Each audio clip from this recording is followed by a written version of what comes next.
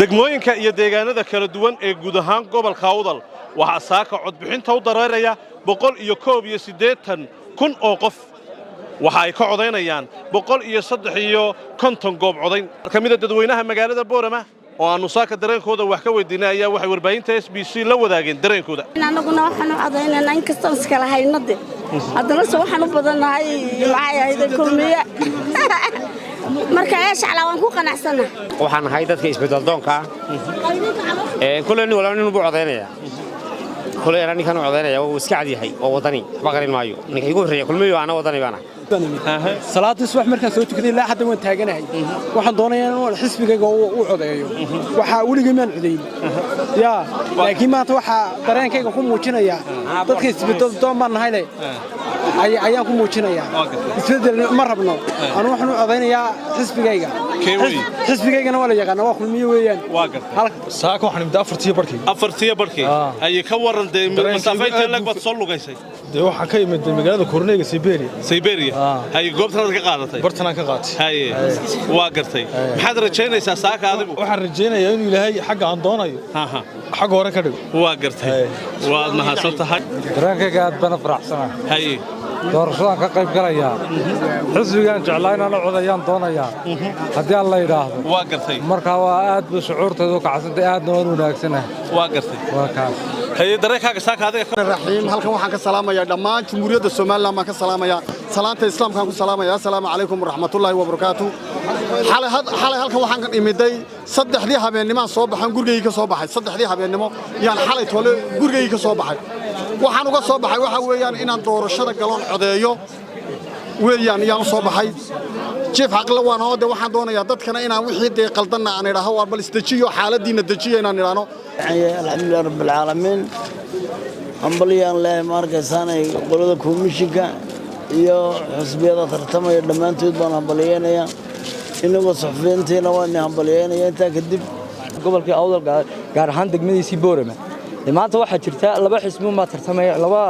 madaxtinimo baa lagu tartamaya mid waa doorashada madaxtooyada oo aniguba wata xisbiga isbedel doonka ana rajaynaya insha Allah inuu ku guuleysto tagalna waa xisbiyada doorta nin walba shakhsi weeyaan xisbi wata aniga ahaan maanta waxaan wataa ka waxaan leeyahay insha Allah waxaan rabaa tookarka siyaasadda inuu ku guuleysto waxaan joogaa goobta codka insha Allah waxaan rajaynaynaa wax waliba inuu waqtigeeda noogu dhamaado waxaan rajaynaynaa insha Allah inuu wadanka Ilaahay soo saaro kii wadanka wax ka dhigi lahaa nabadgelyada iyo magaranaysa caafimaadka iyo magaranaysa wax waliba horseedi lahaa insha Allah iyo rajaynaa Ilaahay waxaan ka baryaynaa inuu ni fiican walaal magacaaga saddexan Habib Daahir Cumar oo maad soo codaysay saaka hay ka waran codaynta iyo say hawluhu socdaan si fiican waa gartay sax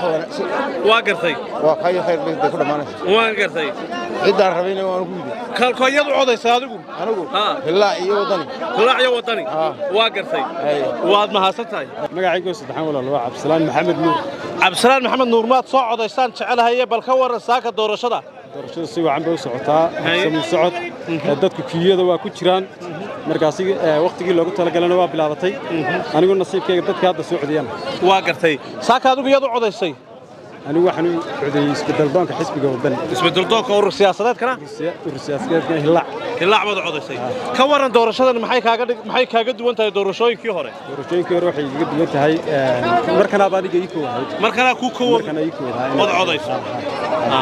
walaal magacaaga saddexaad oo igu bilaabaya Cumar Cismaan Caatayo ka waran saaka saad u soo codaysay iyo goobtan aad ka codaysay goobtan ka coday waxaan inta dhaxay magaalada Boorama doorashadana si fiican baa socotaa election ma sha Allah alxamdulillah si fiican waa gartay goorma timid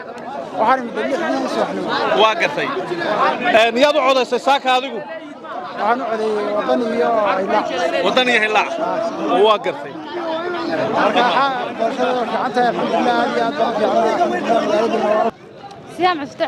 sihaamay bal ka waran saaka waad soo codaysay goobtii aad ka soo codaysay iyo hawluhu sida yahay nooga waran si fiican bay nooga soo dhamaadeen alxamdulillah iyo nabad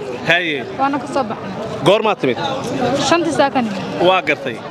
kolka adigu codkaaga iyo isbedelkaad u codaysay mise xisbigaad codaysay isbedel doonkaan ayaanu isbedel doonka urur siyaasadeedyada urur siyaasadeedkaad codaysay labadaba wadani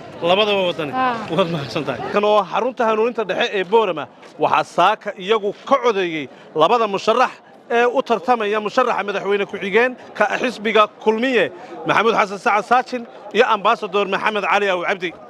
dhinaca kale guud ahaan magaalada Boorama waxa la xadiday dhaqdhaqaaqa gaadiidka iyadoo fariintii komishanka doorashooyinku ay si rasmi ah uga hirgashay magaalada Boorama iyo deegaanada hoos yimaada dadka iyagu codeynaya ayaa u soo lugaynaya goobaha ay ka codeynayaan dhowr kiiloomitir sidoo kale waxa guud ahaan halkani kormeero kala duwan ku sameeyay xubnaha komishanka doorashooyinka iyo xubnaha hogaamiyayaasha urur siyaasadeedyada iyo xisbiyada ku tartamaya madaxtooyada doorashadani waa mid ka duwan doorashooyinkii hore dadweynaha Boorama waxa ay rajaynayaan in isbedelka siyaasadeed ee Soomaaliland ka socda cid ay doonayaan qof kastaaba oo aragtidiisa iyo go'aankiisa uu ku doorto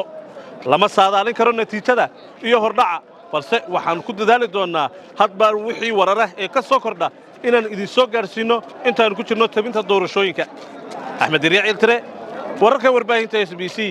Boorama